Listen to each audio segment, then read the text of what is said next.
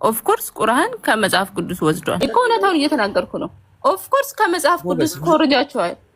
ኦፍ ኮርስ የራሳችሁን ሐሳብ ጨምራቸዋል። ኦፍ ኮርስ አትጨምር የተባለ መጽሐፍ ወስደ ተረጋጊ እባክሽ። ቆይ እየሰማችሁ ነው አይደል? ሐሳብ ላይ ማውራት አትፈልግም። ነብዩ መሐመድ አረብ ሀገር ነው የኖሩት አይደለም ነው ጥያቄ።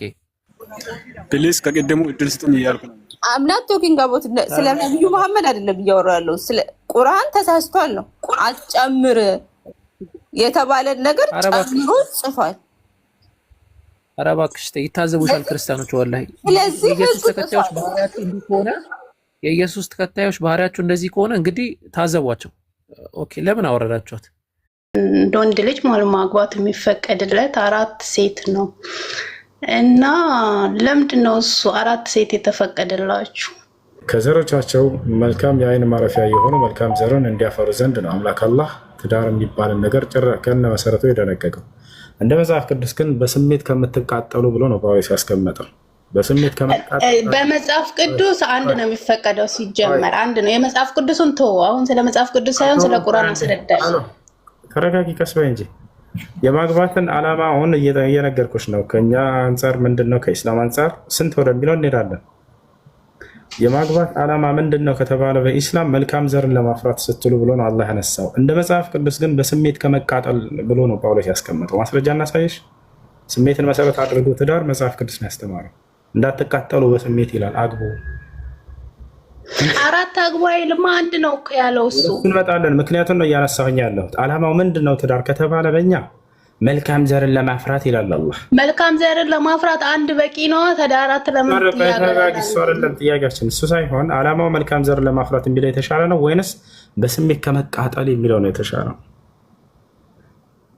እንዴ ስለ ስሜት ምን አገባው? አሁን አንድ ወንድ ልጅ እኮ ለስሜቱ ብሎ አይደለም እኮ ሴት ልጅ የሚያገባው። ወንድሜ መጽሐፍ ቅዱስ ግን እንደሱ ይላል። ለስሜት መጽሐፍ ቅዱስ ላይ የለም እንደ አይነት አልሰማሁም። ካንተ ነው የሰማሁት። ማስረጃ ሳይ ነው የሚባለው። ተረጋጊ። ጳውሎስ ነው ለዛው የሚያለው። ማስረጃ ሳዩኝ። የቱ ጋር ነው በስሜት ከመቃጠል የሚለውን ጠይቂ እና ሳይ። በስሜት ከምትቃጠል አግቡ ነው የሚለው ክርስትና። ከስሜት ጋር ነው ትዳር ያዘው ከመቃጠል እያለ ያነሳል። ነገር ግን እንደ እስልምና መልካም ዘርን ታፈሩ ለስሜት ሳይሆን ያልኩህ እኔ ማለት ነው። ለምንድን ነው ኒየት አድርጊ። ያውና መጽሐፍ ቅዱስ ላይ ምን ይላል? ጳውሎስ እየተናገረ ላላገቡት እያለ ይናገራል። አንብብላት አንድ ከ8 ጀምረ አንድ አቡከር እንትና ሙከሚል ኤልያስ አላቸው አይደል? ኢቃም ሊል ነው ለሄድ ነው። እሺ ያው ኢቃም የተባለ ነው ለሄድ አላችሁ ለና መርሐባ ቀጥሉላት። ሚዩት አታርግ። ስቶፕ ሚዩት አታርግ። ለምን ነው ሚዩት የምታረገው? ስለ ክርስትና ሳይሆን ስለ እስልምና ነው ፈልገው። አለበለዚያ አስወጣኝ። ዶንት ኬር። አይቻልም። አይተሽ ነው ከመጽሐፍ ቅዱስ የምትሄጂው። በስሜት እንዳትጠጪ ነው። መጽሐፍ ቅዱስን አያገባኝም። ስለ ራሴ እምነት አውቃለሁ። እኔ ስለ ራሴ እምነት አውቃለሁ። አይ ኖ ማይ ሪሊጅን። ሲጀመር ደግሞ ከእስልምናው በፊት ያለው እኮ ክርስትና ነው። ሂስትሪ ራሱ ያስረዳሃል። ሂስትሪን አንብብ በደንብ። ታሪክ አንብቡ ግቡና ታሪክ ራሱ ስታ ይታዘቡሻል ክርስቲያኖች። እንደዚህ አትሁኝ። ከይቅርታ ጋር አንድ ክርስቲያን እንደ ክርስቲያን መታሽ እዚህ ጋር ግብረ ገብነት ረጋ ብለሽ ማውራት አትጮሂ። የሰው ቤት ሙስሊም ቤት ነው ያለሽው። ኖ የኔ መጽሐፍ ቅዱስ መክፈት አይጠበቅብህማ። እኔ የጠየኩህ እኮ ስለ እስልምና ነው ስለ ክርስትና አይደለም። ለምንድን ነው መጽሐፍ ቅዱሴን የምከፍተው? እኔ የጠየኩህ እስልምናን እስከሆነ ድረስ እስልምና ነው መመለስ ያለብህ። ለምንድን ነው እሱ? ለምንድን ነው እናንተ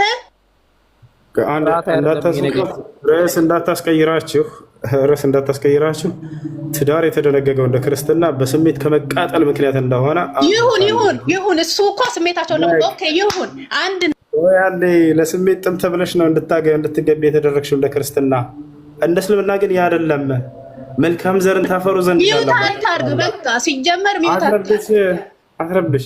ስለዚህ ጥቅሱን በደንብ አንብቡት። ርዕስ እንዳታስቀይራቸው። እሺ ቀጥሉላት። ወደ መስጂድ ሄድኩ። ከክርስትና ውስጥ ውጡና ስለ እስልምና አውሩ። እስቲ አሁን እኔ የጠየኩት እኮ ስለ እስልምና ነው። ሲጀመር ችግር የለውም። ቆይ ክርስቲያን ነሽ አይደል? እኔ ብታነብልኝ ራሱ አላፍርም እኮ ፈጣሪ ምስክሬ አላፍርም። በእምነቴ በጣም እኮ ራሴት ነኝ በነገራችን ላይ። ሆኖ ግን ስለ እስልምና ነው የጠየኩት። ስለ እስልምና አስረዱኝ። ክርስቲያን ነሽ አይደል አንቺ? አም ክርስቲያን የስ ግን በመጀመሪያ ስለ እስልምና አስረዳኝ። እኔ የጠየኩህ እስልምና ለምንድን ነው እንግሊዘኛ ጣል ጣል ሰራርክሽ ኢየሱስን ነው የምታሰድዩ። እንደዚህ ባወራሽ ቁጥር ክርስቲያኖች ግብረ ገብነትሽ እንደዚህ መሆን ነው የምታሳዩ። አንዴ ከይቀርታል እሱን አውቃለሁ። ስለኛ ስለኔ ስለ ክርስትና ሳይሆን እኔ ነው ስነ ምግባሬ መመዘን ያለብኝ። ወይ ተረጋጊ እኮ ከዛ የወረሽው ነው። አዲስ ነገር አይደለም። የሙስሊም ቤት ገብተሽ እንኳን ምን ይጣበስልክ? 4 ሴት ለምንድን ነው የተፈቀደው ለአንድ ወንድ ልጅ? መልስ፣ እሱን ይልቁኑ መልስ። ደግሞ ክርስትና ሲጀመር ከእስልምና በፊት ነው ያለው ታሪክ። የክርስቲያኖች ግብረ ገብነት ትሳደባለች። በጣም ይገርም። እዚህ ጥቅስ ላይ በአንደኛ ቆሮንቶስ ምዕራፍ 9 ላይ ነገር ግን በምኞት ከመቃጠል መጋባት ይሻላል ነው። ስለዚህ ሴቶች በክርስትና ከማግባት በስሜት መቃጠል ይሻላል። 4 ምን ይላል? ሴቶች ምኞት ማብረጃ ናቸው፣ ስሜት ከተቃጠላችሁ ብቻ ነው የምታገባው ብሎ ያስቀምጣል። ኢስላም ግን እንደዛ አይደለም። ጥሩ ኸለፍን ለማድረግ ጥሩ ተተኪን ለማድረግ ነው ሐሳቡ። ስለዚህ ከዛ አንፃር አሁን ብዙ ጥራት ቢያትጩሂና አንድ ሴት 4 አግብቶ በስሜት ቢቃጠል ይሻላል።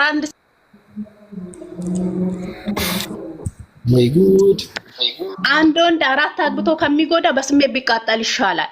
4 አግብቶ እኮ እየጎዳት እኮ ነው ሌላዋን ያለው። ለምንድን ነው የምትጎዱት? 4 አግብታችሁ ንገረኝ። እምነትን እንዲህ አይነት እምነት አለ? አንዴ ቆይ፣ ይሰማሻል አይደል? ይሰማሻል? ሚዩት አታርጉ። ለምን ሚዩት የምታረጉ? መጠየቅ ፈለኩ ጠየቁ፣ መልሱ። እሺ ቆይ፣ ይሰማሻል አይደል? ድምጼ I know anything my religion I know አውቃለሁ ስለ ራሴ እምነት ሳይሆን ይስታውታ ባርጊ ወርደሽ እባክሽ። ሌላ ክርስቲያን እንትና አትበይብም። እዚህ ቀደም የጀመረች ማለት ይሄን ያህል መጀመሪያ እሷን የጠየቀች ጥያቄ መልሱ። ተረጋግስቲ አንቺ። ቆይ 4ቱ ይሄን ያህል ካደረጋት ለምን 1 ሺህ ሆነ እናሳያትን ብዬ ነበር። እሱን ለማሳየት ነበር። አወረዳችኋል። አታዳምጥህም። ከዛ አንፃር ነው ዝም ብሎ ድንቁርና ነው። 1-2 እንግሊዘኛ ይሰጧቸዋል። ከዛ በኋላ እንዲሁ በቃ ሊያደነቁሩን ይፈልጋሉ። እኔ ግራ ነው እኮ ይገበኛው። እንዴት አድርገን መግባባትም አንችልም ከነሱ ጋር። እሱ አንተውና እኔ የሚጠይቀው ጥያቄ አንድ አለ። ወይ ወደ ጥያቄ አትሄጂም አንቺ። ቀደም ጥለሽ ነው የወጣሽው። ኢየሱስ ክርስቶስ ከእግዚአብሔር ሰምቶ ነው የሚናገረው። ማስረጃ ኢየሱስ ክርስቶስ አብ እንዲሆነ እኮ ነገርኩት። አንተ አንብብ ስል ቲታ ሄዳ ወደ ሌላ ታሳያለህ። ስለሽ ወጣሽ ቀደም እኔ ስላልተመቸኝ ነው የወጣሁት እኮ። ዮሐንስ ወንጌል ተመልሼ መጣሁ አይደለም? አዎ ዛሬ ነው አሁን። አዎ ኢየሱስ እግዚአብሔር ነው ብለሻል። ኢየሱስ እግዚአብሔር ነው፣ እሱም አምላክ ነው። ዮሐንስ ወንጌል ምዕራፍ 8 ቁጥር 40 ላይ ከእግዚአብሔር እየሰማ የሚናገር ሰው እንደነበረ ይናገራል።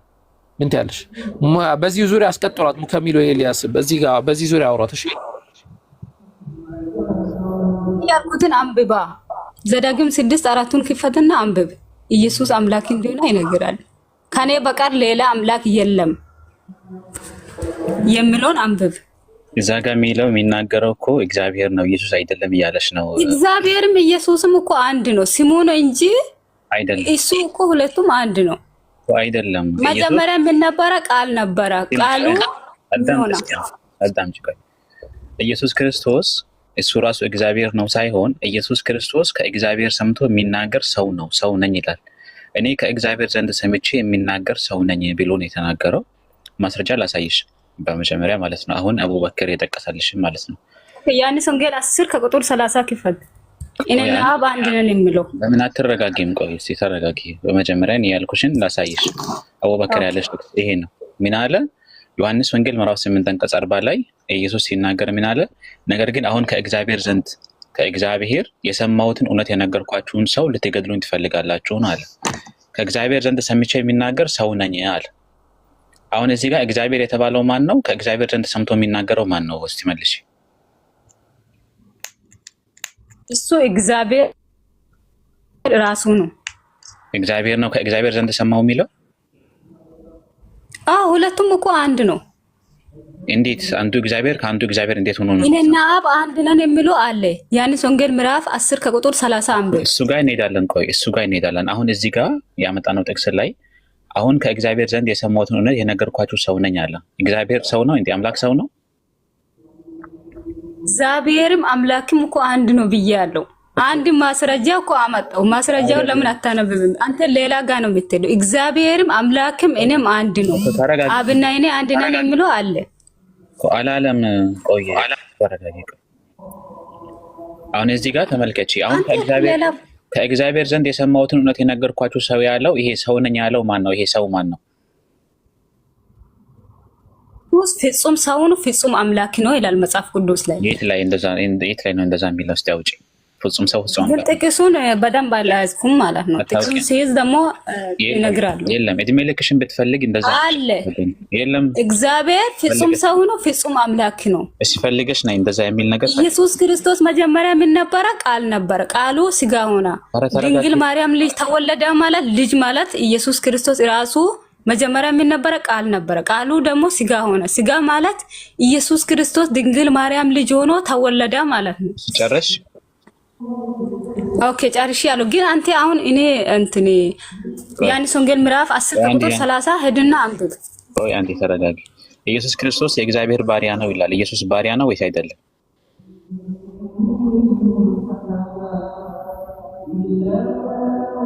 መልሽ ወገናች። ኢየሱስ ክርስቶስ የእግዚአብሔር ባሪያ ነው ይላል መጽሐፍ ቅዱስ። ምን ትያለሽ?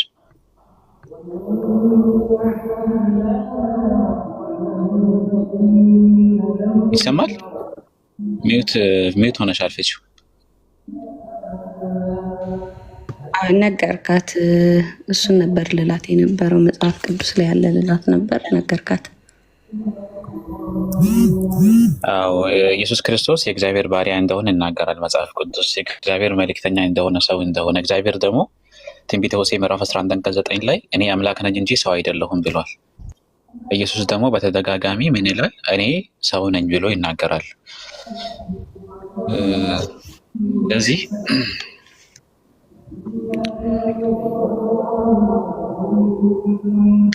ይሄ ነው። ቲጂ ክርስቲያን ነሽ አንቺ? እኔ ዛሬ ገና ነው እስልምናን የተቀበልኩት። ኦ ማሻአላህ። አላህ ጽናቱን ይስጥሽ። አላህ ጽናቱን ይስጥሽ አልኩኝ። አሜን አሜን። አመሰግናለሁ። እሺ ዳኒ ካጠገብ ረብሻ አለ፣ እሱን አስተካከልና ሻዳ ይዛለው ምናምን ስትል ነበር መሰለኝ፣ ምናልባት ማለት ነው። ተጫዋች ሁላችንም በደንብ ሼር በደንብ ኮፒ ካጠገብ ያለውን ራሱ ማጥፋት አለ። ሁላችንም በደንብ ሼር በደንብ ኮፒ ማሚና ገባ ማሚና አንድ አካውንት ካጠገብ ያለው ረብሻ ራቀ እንዴ?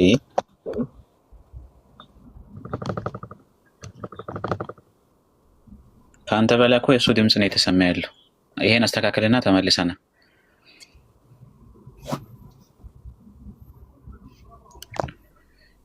እሺ ክርስቲያኖች ካሉ ገስት ላኩና ግቡ።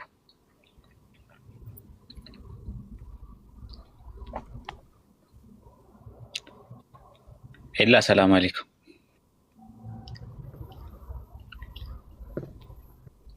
ኤልያስ አለ? እሺ ኤልያስ ልጁ ምንድን ነው እያለ ያለው? ልጁ በኢየሱስ አምላክነት ዙሪያ ኢየሱስ አምላክ ነኝ ያለበትን ጥቅስ ስጠን ብየዋለሁ። እስቲ ስጠን። ቢኖርም ራሱ አምላክ አያደርገውም። ምን ያደርጋል? ወንዱ ይሰማሃል? እሱን እኮ መጀመሪያ ጄክ ሲኖር ነው የምናወራው። ቢኖርስ ምንለው? የለም እኮ ነው።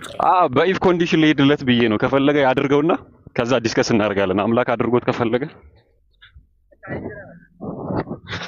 አምላክ ያድርገው፣ ግን ማውራት እንችላለን። እኔ እና እሱ አምላክ አድርጎት ከፈለገ ማለት ነው። እንዴት ኢየሱስ አምላክ አይደለም? እንዴት አምላክ ነው? የኛ ጥያቄ እንዴት አምላክ ነው? ፍጡር እንዴት አምላክ ይሆናል? ዘዳግም 6 ከቁጥር 4 ላይ እሱ አምላክ እንደሆነ ነግሮኛል። ቆይ እንዴት አምላክ ይሆናል? አምላክ የለም። ዘዳግም 6:4ቱን ክፈትና አንብብ። ቆይ ልስ አወከረኔ በቃ አንብብ። አምላክ ነው በድምፁ ጫለው እንደ አምላክ ይጸድቀው። ቆይ ኢየሱስ አምላክ ነው የሚለውን አንብብ። ከፍታ አንብብና ከዛ በኋላ ታወራለች። ስማ አምላካችን እግዚአብሔር አምላካችን ያህዌ አንድ ያህዌ ነው የሚለው ነው ጥቅሱ እንጂ ኢየሱስ አምላክ ነው አይደለም ያመጣሽው። አምላካችን እግዚአብሔር አንድ እግዚአብሔር ነው። እግዚአብሔር ማን ነው? ኢየሱስ አይደለም። አምላክ ማን ነው? ኢየሱስን የላከው ነው። ቆይ ኧረ አይደለም በጩኸት አይሆንም እባክሽ። ቆይ ላሳይሽ ሐሰን ላሳይሽ ነው እኮ እግዚአብሔር ማለት ማን እንደሆነ ታውቂያለሽ? አየር ላይ አልወጣችም። አላህ ወላሂ አላህ እኮ ቁርአን ላይ ነገረ ነገር እኮ በቃ ግልጽ እንዲህ የፈለገ ቢያዩ ኖሮ ሐታ ለዩእሚኑ ሐታ የረው العذاب الأليم አሳማሚውን ቅጣት እስኪያዩ ድረስ አያምኑም ይላል አላህ። በቃ እውነት ይመሸሽ አለው። እሺ ኢየሱስ የቱ ጋር ነው አምላክ ነኝ ብሎ ያስተማረው? እንከ አቡበክር ይለፈው ልጁ እየሰማ አይደለም ኔትወርክ። ይለፈው ልጁ ይለፈው። ይሄኛው ዌስቲንግ ታይም ነው። ትግራይ የሚለው ጥያቄ አለ ወይም አለሽ? ሰው ሲገደል ይገደል ከተባለ ስለምን ይገደላል? በሰው እጅ ይገደል ለምን ይባላል ነው? ላስረዳሽ። የገደለ ይገደል የሚለው ማብራሪያ ያስፈልጋል። የገደለ ይገደል ሲባል ጊዜ ለሁለት ይከፈላል ገዳይ። አንደኛ አውቆ የገደለ፣ ሁለተኛ በስተት የገደለ። ለምሳሌ የሆነ ሰው መታወኝና መግደል አስቤ መሳሪያ አንስቼ ተኩሼ ገደልኩት፣ አንደኛ ይሄ ነው። ሁለተኛው ደግሞ መኪና እየነዳሁኝ እያለሁኝ መስመሬን ይዤ እየሄድኩኝ የሆነ ሰው መጣና በድንገት ገባ፣ በራሱ ጊዜ ገደልኩት፣ ሁለተኛው ይሄ ነው። በሁለቱ ላይ ያለው ህግ ተመሳሳይ አይደለም፣ የተለያዩ ናቸው። አውቆ የገደለን ነው የገደለ ይገደል የተባለው የመጀመሪያው ነው። በስተት የገደለስ ያ ካሳ ነው የሚከፍለው። ማስረጃ يقول الله سبحانه وتعالى في سورة النساء وما كان لمؤمن أن يقتل مؤمنا إلا خطأ ومن قتل مؤمنا خطأ فليقتل له فتحرير رقبة مؤمنة ودية مسلمة إلى أهله إلا يصدقانه በስተት የገደለ ሰው ለቤተሰቦቹ ካሳ ይስጠናል አላህ Subhanahu Wa Ta'ala። ካሳውም አንድ ሰው የገደለ ሰው 100 ግመል እንደሆነ ነብዩ ሰለላሁ ዐለይሂ ወሰለም ሐዲስ ላይ ተናግረዋል። ያ ነው የገደለ ይገደል የተባለው። ስለዚህ የትኛው ነው? አውቆ ሆን ብሎ መግደልን አስቦ የገደለ ቢሆን ኑሮ ነቢያችን ሰለላሁ ዐለይሂ ወሰለም ይህን ሐዲስ ላይ ሲናገሩ ምን አሉ? ላ የሒሉ ደሙ ሙስሊሚን ኢላ ቢኢሕዳ ሰላስ አነፍሱ ቢነፍስ አሉ። ነፍስን በነፍስ የአንድ ሰው ደም በሶስት ምክንያት ካልሆነ በስተቀር የተከበረ ነው፣ ሊፈሰስ አይገባም ደሙ። አንደኛ የገደለ ከሆነ የሰውን ነፍስ የዛኔ እርሱም ይገደላል። አላህ ስብሐነሁ ወተዓላ በቁርአን ላይ ሲናገር ያ አዩሃ ለዚነ አመኑ ኩቲበ ዐለይኩሙል ቂሳሱ ፊል ቀትላ አነፍሱ ቢነፍስ ይላል፣ ነፍስን በነፍስ። ወየቁሉ ስብሐነሁ ወተዓላ ፊ ሱረቲል ማኢዳ ወከተብና ዐለይሂም ፊሃ አነ ነፍሰ ቢነፍስ፣ ነፍስን ያጠፋ ሰው ነፍሱ ተፋ የሚለው ነው። ወየቁሉ ስብሐነሁ ወተዓላ من أجل ذلك كتبنا على بني إسرائيل أنه من قتل نفسا بغير نفس أو فساد في الأرض يلا ينكر عندي عينت هكذا እንዳጠቃ ላይ አውቆ ሆን ብሎ የገደለ ሰው ይሄን ራሱ እንዳይገደል ሌላ መንገድ ውስጥ ተቀምጠዋል ከቤተሰቦቹ ፍቃድ። ለምሳሌ የገደለ ይገደል በሚለው ህግ አውቆ ገደለባቸው የሆነ አካል ልጃቸውን የሆኑ ቤተሰብ የዛኔ የገደለ ሰው ይገደልልን ማለት ይችላሉ ቤተሰቦቹ አውቆ ሆን ብሎ ስለገደለባቸው። ነገር ግን አላህ ኢስላም ሌላ መንገድን አስቀመጠላቸው። ፈቃደኛ ከሆኑ እነዛ ቤተሰቦች አይ እንዳይገደል ግን ሁለተኛውን ደረጃ እንቀበላለን። ምኑን? ካሳውን። የገዳይ ቤተሰብ መጡና ለምሳሌ ለመኗቸው ሄደው ከዚያ በኋላ በሽምግልና ምናምን ገቡና ጣልቃ ገብተው ምናምን እንደዚህ እንዳው አይገደልብን ይሄ ልጅ ካሳውን ግን እንክፈል አሏቸው። ተስማሙና እነዚያ የሟች ቤተሰብ እሺ ብለው ተቀበሉ። የዛኔ በካሳ ይሆናል። ሶስተኛ መንገድ አስቀምጧል ኢስላም። እሱ ምንድነው? ያለ ካሳ አውፍታ ማለት አይ እንዲገደል አንፈልግም፣ በቃ ትተነዋል ሰውየውን፣ ካሳውንም አንፈልግም፣ አውፍ ብለናል፣ አንቀበልም ካሳውን ካሉ ሶስተኛ መንገድ አስቀምጦላቸው ይሄ ነው። ያኛውን በስተት የገደለውን ሰውዬ ምንድነው ቅጣቱ ብለናል? የገደለ ይገደል ይባላል ወይ በእርሱ ላይ? ላ አይባልም፣ በስተት የገደለ ሰው። ነገር ግን ካሳውን መቀበል ይችላሉ። አይ ካሳውንም አውፍ ብለናል ካሉ ካሳውን አለመቀበል ይቻላል። ማስረጃ يقول سبحانه وتعالى يا أيها الذين آمنوا عليكم القصاص في القتلى النفس بالنفس فمن عفي له من أخيه شيء فاتباع بالمعروف إلى الزيادة. فمن عفي له من أخيه شيء فاتباع بالمعروف وأداء إليه بإحسان يالي ناكرا. ስለዚህ ከሟች ቤተሰብ አውፍታ የተባለ ለሰው ያን አውፍታ መቀበል እንደሚቻል ይናገራል። ይህንን አንጻራዊ አድርገን ስናነሳ ግን መጽሐፍ ቅዱስ ላይ እነዚህ ማብራሪያዎች ሁሉ የሉም። እነዚህ ሁሉ ደረጃዎች ሁሉ የሉ። ቀጥታ መጽሐፍ ቅዱስ የሚለው ምንድነው? የገደለ ይገደል ነው የሚለው። በስተት የገደለ አውቆ የገደለ ምናምን ብሎ ሂሳብ የለም። የገደለ ይገደል። ገብታችኋል? ቃል በቃል መጽሐፍ ቅዱስ ላይ ላሳየሽ እችላለሁ። እሱ አሁን የተሸናሹ ትግራይ አድሚኖች አንሱላት ሜቱ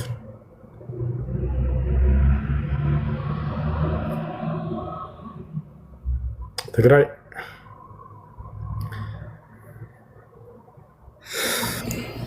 እያረከኝ እኮ ነው ስለሚረብሽ ነው ሜቱ የተደረግሽው። አሁን መናገር ትችላለሽ። ሜቱ ተነሳ። እሺ ገብቶኛል። እሺ ይገደል ተብሎ ከተገደለ ኃጢአቱ ይቀንስለታል?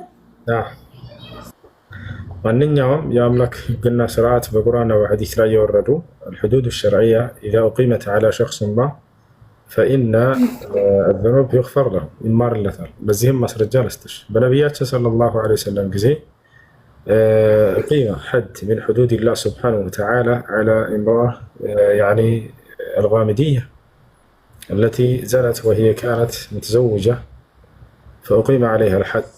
وقد أخبر النبي صلى الله عليه وسلم بأن توبتها لو وزعت على أهل المدينة لكفتهم. بنبيات صلى الله عليه وسلم عند تسيت ዝሙትን ሰራች። ባለትዳር ሆና ማለት ነው። ባለትዳር ሆኖ ሰውየው ዝሙት ካደረገ ፍርዱ ደግሞ ተወግሮ ይገደል የሚለው ነው። ይህች ሴትዮ መጣች ወደ ነብዩ ሰለላሁ ዐለይሂ ወሰለም ጋር አንተ የአላህ መልእክተኛ ሆይ እኔ ሁብላ ምን ዚና አለች። እኔ ከዝሙት አርግዣለሁኝ አለች። ባለትዳርም ነበረች። ፈጠሂርኒ አለቻቸው። ከኃጢአቴም አንጻኝ አለቻቸው። ከኃጢአትን የሚያነጹ ናቸው ነብዩ ሰለላሁ ዐለይሂ ወሰለም። ግን አምላክ ናቸው ማለት አይደለም። ልብ በሉ። ኢየሱስ ክርስቶስ የህዝቡንም ኃጢአት ያድናቸዋል ተብሎ ሊነገር ይችላል በመጽሐፍ ቅዱስ ነው። ያ የአምላክነት ማስረጃ አይደለም።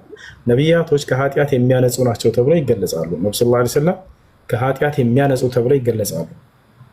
አይሻርላ ያ የአምላክ ህግና ስርዓት በእርሱ ላይ ሲፈጸም ከኃጢአት ይነጹ ነበር። ፈጠሂርኒ አለች፣ አንጻኝ ከኃጢአቴ وذلك يكون بإقامة الحدود عليها برسولة شريعة حقن بماقوم ጊዜ እዛኔ ከኃጢአቷ እንደምትነጻ እየተናገረች ነው። እዚያም በኋላ ነቢያችን ሰለላሁ ዐለይሂ ወሰለም ምን እንዳደረጉ ተመልከቱ። እቺ ሴት አርግዛለች አይደል? ልጁ መወለድ አለበት። ነቢያችን ሰለላሁ ዐለይሂ ወሰለም በርሷላ እንጂ ህጉ ሊፈጸም የሚገባው በልጁ ላይ ምንም ወንጀል የለበትም አይደል? ስለዚህ ልጁን እስክትወልጅ ድረስ ጠብቂ ያሏት ነብዩ ሰለላሁ ዐለይሂ ወሰለም። እቺ ሴትዮ እስክትወልድ ጠበቀችና ልጁን ወልዳ መጣች። ወልጃለሁ አንተ የአላህ መልእክተኛ ፈጠሂርኒ አለች። ወራው መጣ ከኃጢአቴ አንጻኝ የአላህን ህግ በእኔ ላይ ፈጽምና አለቻቸው። ከዚያ በኋላ አሁንም ነቢያችን ሰለላሁ ዐለይሂ ወሰለም ምን አሏት? ጡት አጥቢውና ጡቱን እስኪጨርስ ድረስ ጠብቂ አሏት። ተመልከቱ ምን ያህል አዛኝ እንደሆነ ተመልከቱ። ነብዩ ሰለላሁ ዐለይሂ ወሰለም ለልጁ ሐቁን እየጠበቁለት ነው። ነብዩ ሰለላሁ ዐለይሂ ወሰለም ሄዳች እቺ ሴትዮ ጡት አጥብታው 2 ዓመት ከጠባ በኋላ ዳቦ በአፏ ሲይዛው መጣች። አንተ የአላህ መልእክተኛ ሆይ ጠሂርኒ ከኃጢአቴ አንጹኝ አለቻቸው። ያውና ጡት ጠብቶ ጨርሷል፣ እንዲሁም ደግሞ ዳቦ መብላት ጀምሯል። ከዚህ በኋላ አሁን አንጻኝ ከኃጢአቴ አለቻቸው።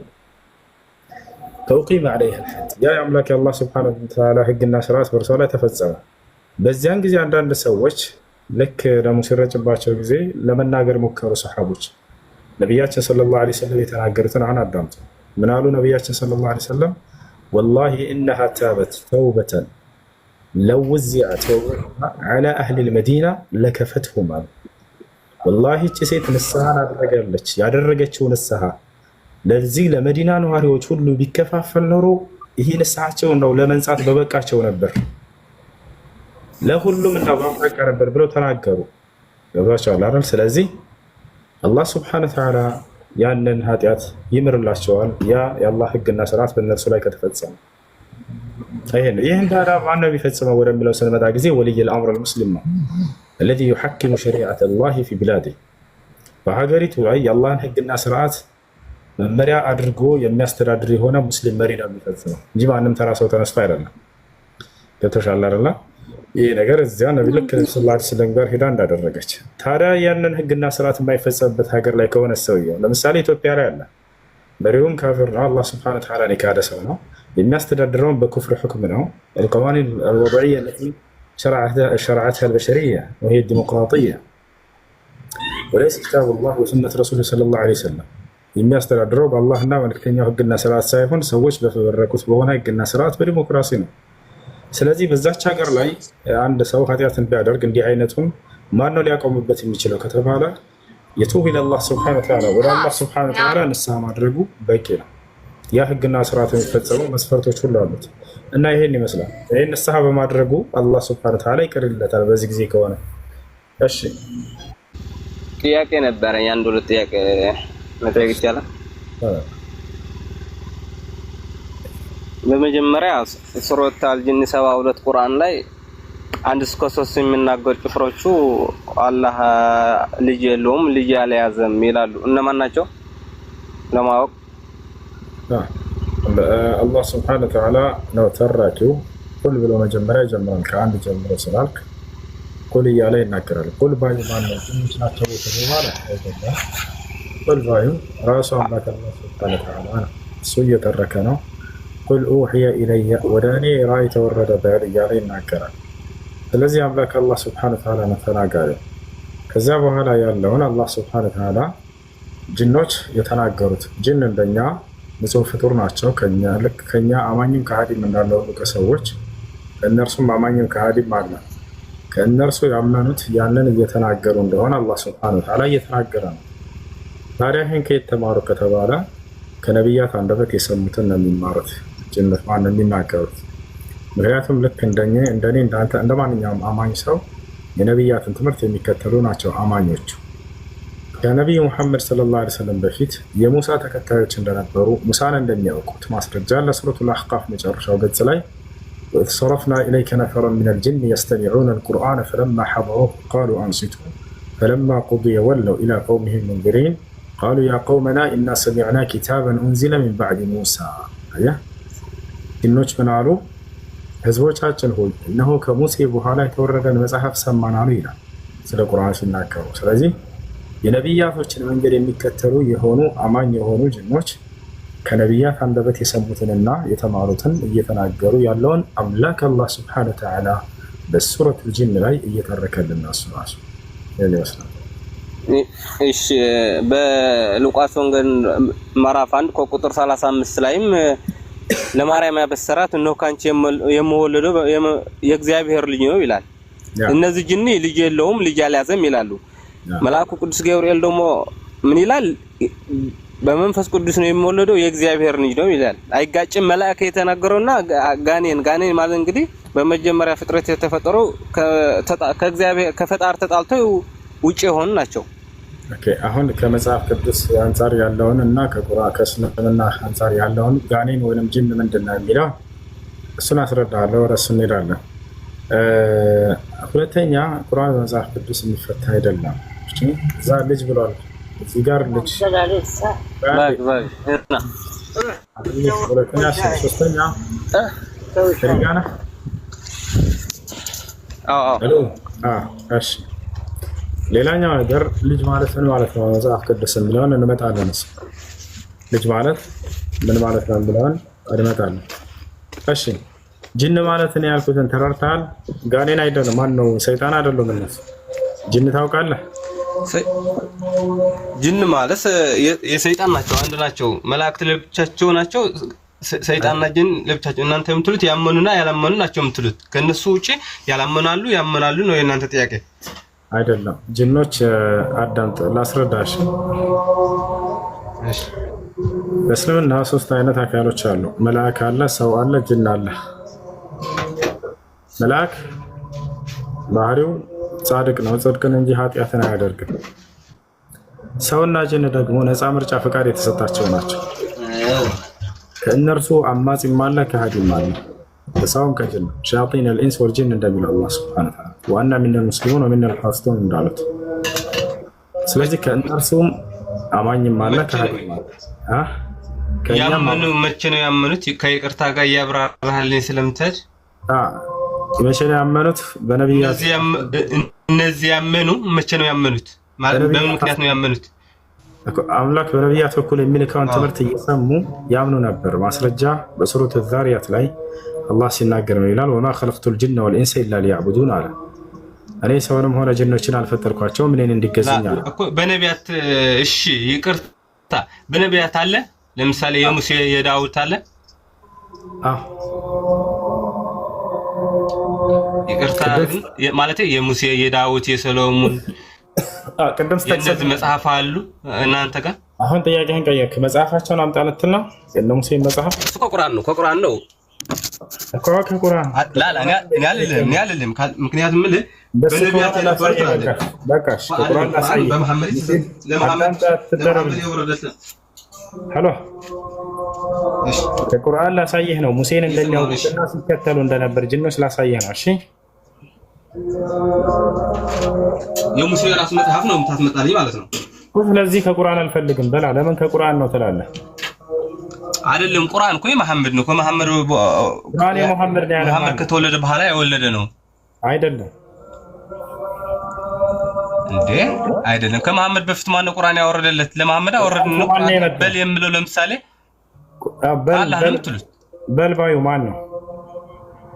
አላህ ነው ለመሐመድ ያለው አይደል? ስለዚህ አምላክ አላህ ሱብሓነሁ ወተዓላ ለቀደሙት ነብያት መጽሐፍን ሲያወርድ እንደነበር ሁሉ ለነ ሙሴ ለነ መሲሁ ለነብዩ መሐመድ ሰለላሁ ዐለይሂ ወሰለም ገለጠላቸውና ስለላካቸው ነብያቶችና ማን ሲከተላቸው እንደነበር በቁርአን ላይ ገለጸ። ከሰዎችም ከጅኖችም ሙሳ ዐለይሂ ሰላምን ሲከተሉ የነበሩ እንደነበሩ ማስረጃ ልስጥህ። በዚህ ላይ ምን ትላለህ? ከሰውም ማስረጃ የምትሰጥ እኮ እቀበላለሁ፣ ግን ማስረጃ የምትሰጠኝ ከማን መሰለ? የሙሴና የዳዊትም የሰሎሞንም ያለ መጽሐፍ ነው እንጂ ቁርአን ለምሳሌ በል ብሎ የተነገረለት ለመሐመድ ነው። ከመሐመድ በፊት ቁርአን የተቀበለ ሰው የለም። በዛ ነው ነብይ ብሏችሁ የተቀበላችሁ ቁርአን ስለተቀበለ ነው። ስለዚህ ጥያቄ ጠይቃችሁ ከቁርአን አንፈልግም ማስረጃ፣ ምክንያቱም ቁርአን ላይ መልሶ አለ ታውቃላችሁ። እኛ ግን መጽሐፍ ቅዱስ ላይ ጥያቄ ጠይቀን ቆየ። ይሄ በየቀኑ እየደጋገማችሁት እዚህ ሆናችሁ አትማሩም እንዴ? አያችሁ አይደል? እኛ ለምንጠይቀው ጥያቄ ቀጥታ ከቁርአን ላይ እንሰጣቸዋለን። ያታቸዋል መልስ እንዳለው ስለሚያውቁ ያንን አንፈልግም ከቁርአን ይላል። ጥያቄ ጠይቁ። እሺ ቁርአን አምላክ አላህ ሱብሓነሁ ወተዓላ በየዘመናቱ ነብያትን ያስነሳል። ነብያትን ባስነሳ ጊዜ ስላለፈው ትውልድ ይነግራቸዋል። ይህ አካሄዱ አምላክ ትክክል ነው ወይንስ ስህተት ነው? አንድ የሚተናንሳና መለስ ያው አሎ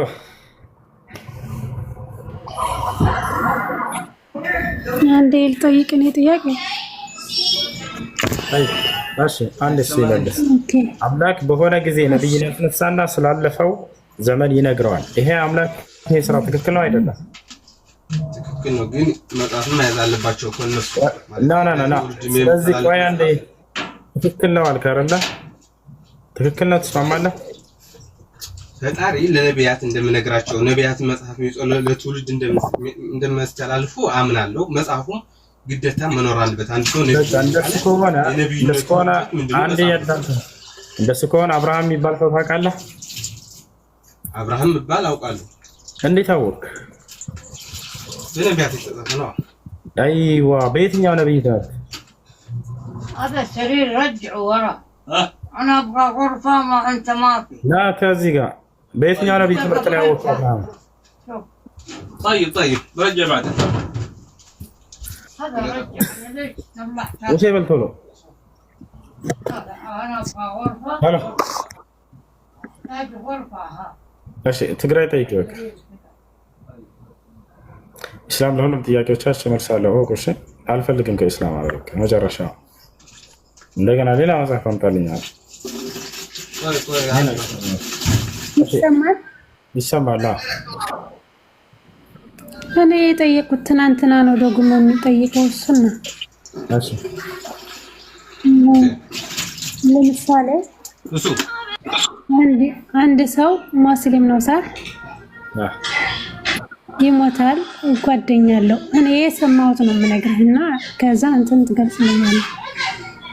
ያ ሰው ከሞተ የሆነ የሚወደው ጓደኛው ጀነት ላይ ካለ እንዴት ወደ ጀነት ይገባል? ልክ ጥያቄያቸው መመለስን ሲደርሱ ጊዜ ከቁርአን አንፈልግም ሌላ መጽሐፍ አምጣልን ይላል። እነዚህን አታስተናግዷቸው። ልክ ያነሳ ቁርአን ጥያቄውን ያነሳ የጀመረው ከየት ነው? ከቁርአን ነው የሚጀምሩት። የሚገርማችሁ ከዛ ከቁርአን ጥያቄያቸውን አንስተው እዛው ልትሰጧቸው ስትሉ አይ ሌላ መጽሐፍ አምጣልኝ። እነሱን ስለ አንድ ነብይ ጠይቋቸው፣ ስለ አብርሃም ጠይቋቸው። ከየት ነው ማስረጃቸው? ከመጽሐፍ ቅዱስ። ሌላ መጽሐፍ አምጣ የለም። ወፍ ራሳቸው ቢያዙ ሊሄዱበት የማይችል ተላገን ሌሎች መጥተው እስላም እስከጠየቀኝ ድረስ በዛው በእስላም ላይ ይመለስልሃል። እሺ ለሙሳ ዓለይሂ ሰላም ሲከተሉት እንደነበረ ጅኖች ማስረጃ አለው? አዎ በደንብ አለ። ሰዎችም ጅኖችም ይከተሏቸው ነበር፣ ነቢያቶችን ከሰዎችም ከጅኖችም እነርሱን ሲከተሉ የነበሩ አሉ፣ ያምነው የነበሩ አሉ፣ የካዱም አሉ። እሺ ጠይቂ። ትግራይ ቀጥይ፣ ትግራይ ቀጥይ። አሎ እሺ ሚዩት ላይ ነች መሰለኝ። ጥያቄ ያለው ክርስቲያን ካለ ቀጥል። ሁሱ ሰላም አለይኩም። አለይኩም ሰላም። አንድ ጥያቄ ነበረችኝ።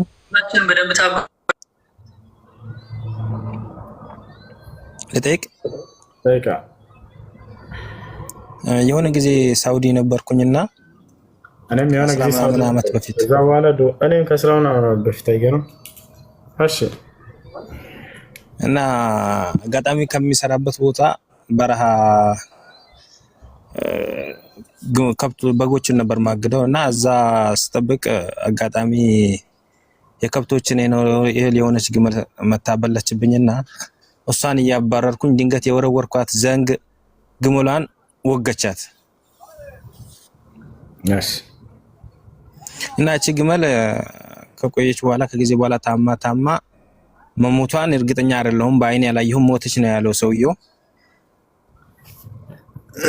እና መሞቷን እኔ በአይኔ ያላየሁም አላቅምም፣ ግን መወጋቷን አውቃለሁ። ግመሌ ሞታለች እና እሱ ነው የወጋት ተብያለሁ ብሎ ሰውየው መጣ እኔ ጋር እና እኔ ደግሞ በሰዓቱ አይኔ አይደለሁም ብዬ አነካዋትም ብዬ እኔ ዋሸውኝ ማለት ነው። ወንድም ጨርሳ ተለበን እና ዋሸውኝ እኔ።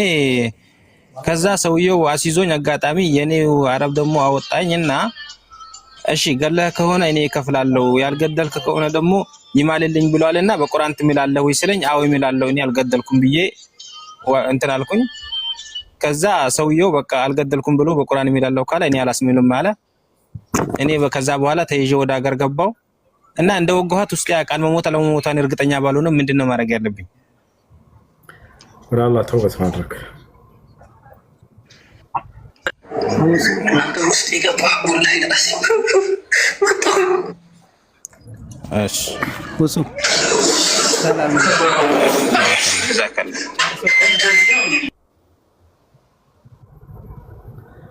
እሺ ጥያቄ ያለ ይቀጥል። ጥያቄ ያለ ይመስለኛል።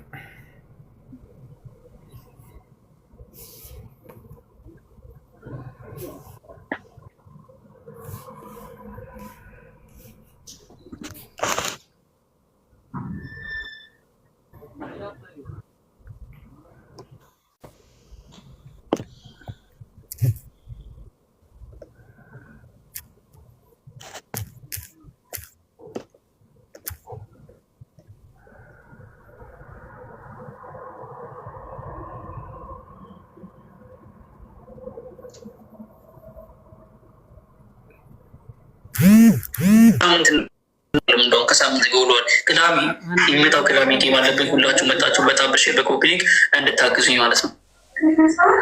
ሁላችሁም በደንብ ተባርጉ፣ በደንብ ሼር አድርጉ፣ በደንብ ኮፒሊክ አድርጉ። መኖር ተስፈኛዋ ነኝ የሚል አካውንት ሊካም ብያለሁ። በደንብ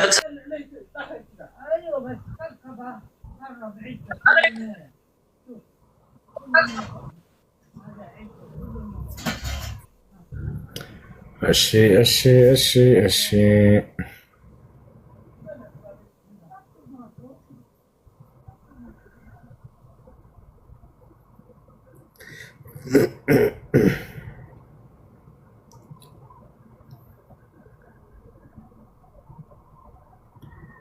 وكتبنا عليهم فيها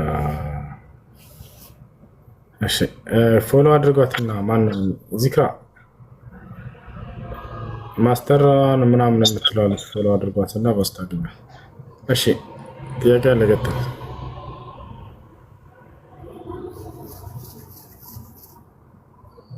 እሺ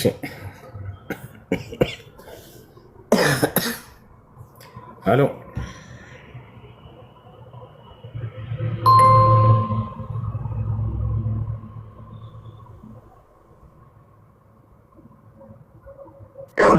በደንብ ሼር በደንብ ኮፒ በ200 ፖይንት መሪነት